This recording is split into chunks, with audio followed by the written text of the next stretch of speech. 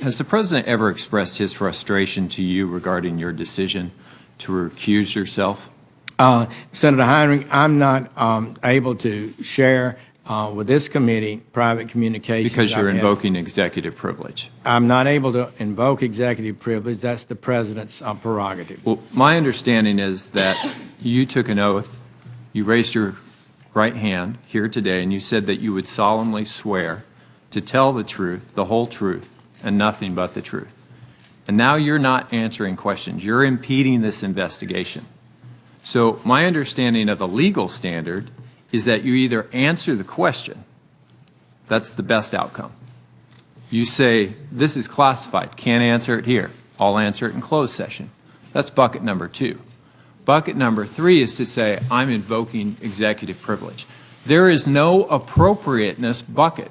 It is not a legal standard. Can you tell me what are these long-standing DOJ rules that protect conversations made in the executive without invoking executive privilege? Senator, I'm protecting the President's constitutional right by not giving it away before he has a chance to review it. And secondly, I am telling the truth in answering your question in saying it's a long-standing policy of the Department of Justice. Are those policies written? Even and to make sure the President has full opportunity to decide these issues. Can you share those policies with us? Are they written down at the Department of Justice?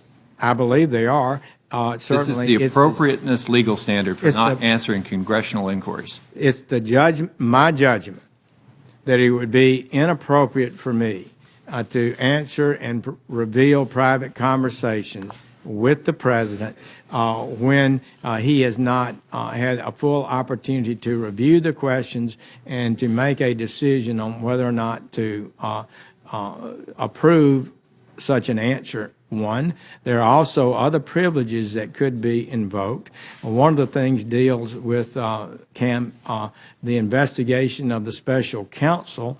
We're not asking questions about that investigation. If I wanted to ask questions about that investigation, I'd ask those of Rod Rosenstein.